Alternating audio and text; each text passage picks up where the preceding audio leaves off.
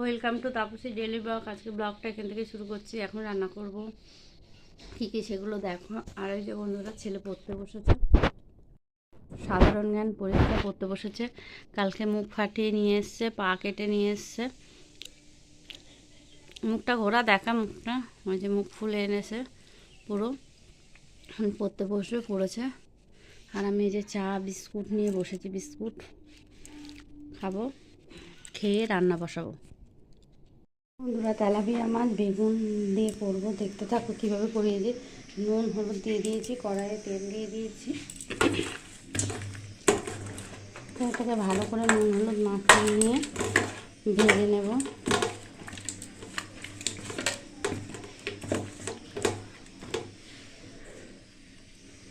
তেল গরম হয়ে গেছে, দিয়ে দিচ্ছি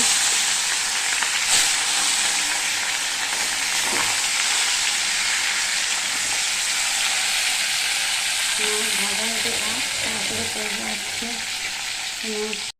এখানে লাউ ডাঁটা আছে, লাউ ডাঁটা পোস্ত করবো। আর এখানে হচ্ছে ফুলকপির পাতা বাটা করবো। দেখতে থাকো কী কী রান্না করি আজকে বন্ধুরা। মাছ প্রায় ভাজা হয়ে গেছে। মাছ লাল করে না ভাজলে ভালোই লাগে না, লাল করে ভাজা হয়ে গেছে। আর কিছু মাছ আছে ভাজবো।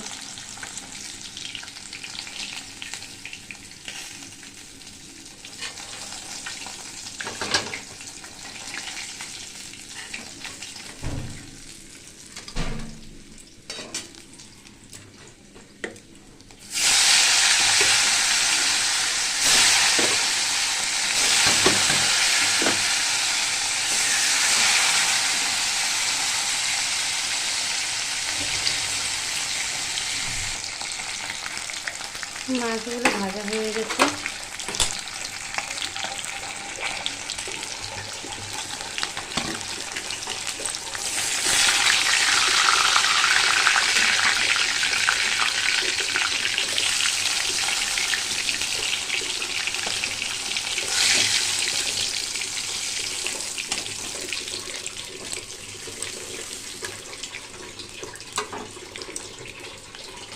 এবার তেলের মধ্যে কাঁচা পেঁয়াজ আর লঙ্কা কিছু দিয়ে দেবো।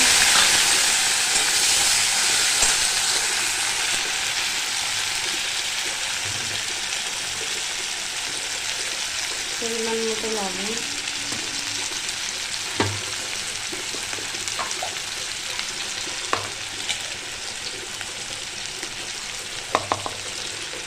পরিমাণ মতো হলুদ,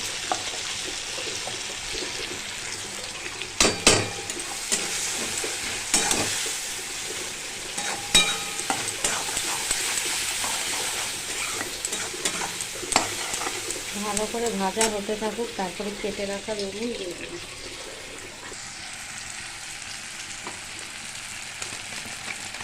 লাল হয়ে ভাজা হয়ে এসছে, এবার দিয়ে দেবো লঙ্কার গুঁড়ো পরিমাণ মতন।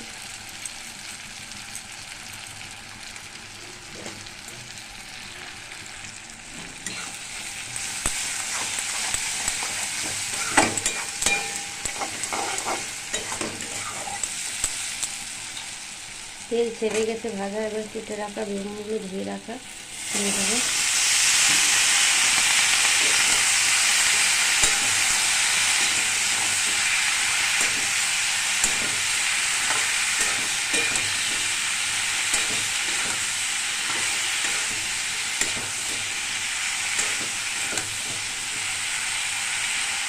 এবার ঢেকে রেখে দেবো, দেখা যাক মিলিয়ে যাবে, তারপরে জল দেবো।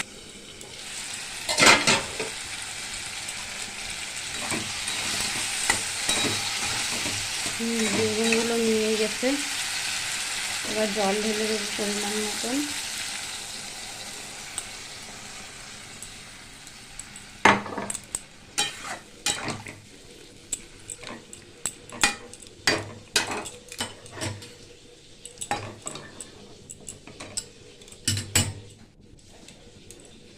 এবার মাছগুলো আসে, কারণ বেশি ফোটানো যাবে না, তাই না ফুটতেই মাছগুলো দিয়ে দিতে হবে।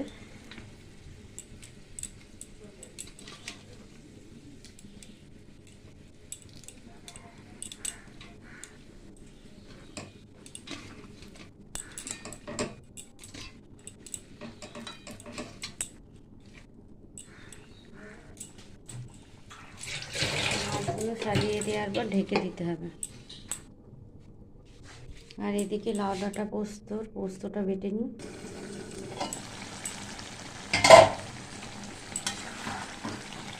মাছ রান্না হয়ে গেছে, এবার নিভিয়ে দেবো গ্যাস।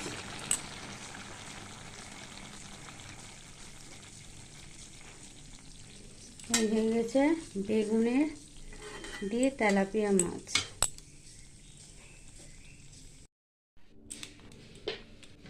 লাউ ডাঁটা পোস্ত করতে কড়াইয়ে সর্ষের তেল দিয়ে দিলাম পরিমাণ মতন, কারণ বেশি তেল লাগে না।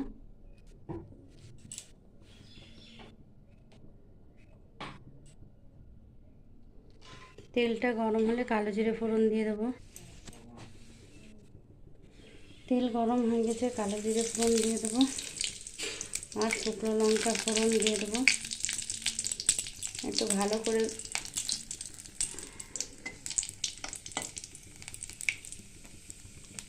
কড়াইটা এরকম লাল লাল আগে মাছ করলাম, তার জন্য একটু ধুয়ে নিয়ে করা হচ্ছে।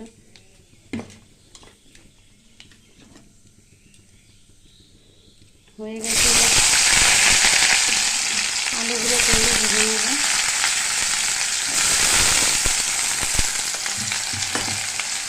অল্প একটু নুন ভাজবো, তাহলে বেশি কিছু হয়ে যাবে।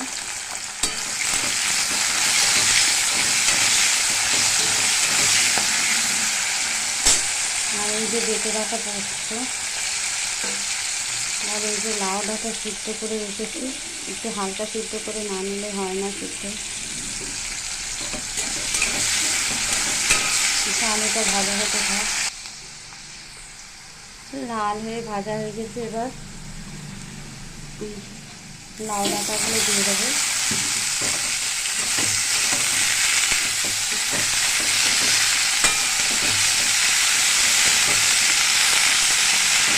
একটু লাল করে না ভাজলে আলুগুলো না ভালো লাগে না।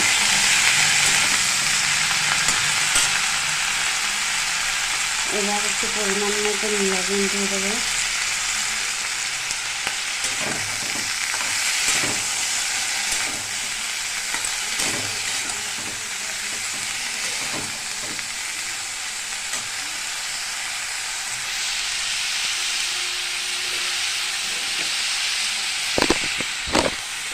আর খুব সামান্য পরিমাণে হলুদ দিয়ে দেবো,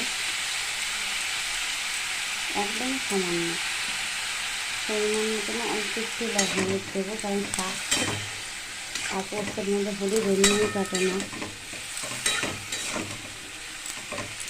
একটু নিয়ে তারপরে জল ঢেলে দেবো।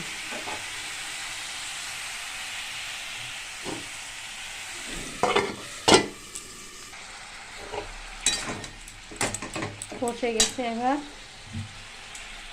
জল ঢেলে দেবো, সিদ্ধ করে রাখা জলটা একটু ঝোল ঝোল টাইপের হবে।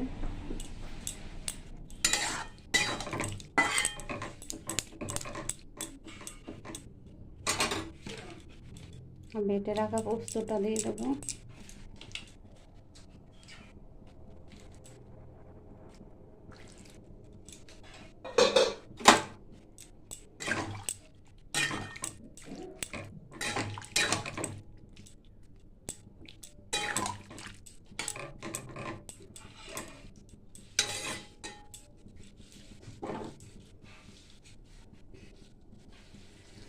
নামানোর আগে পরিমাণ মতন মিষ্টি দিয়ে নামিয়ে দেবো।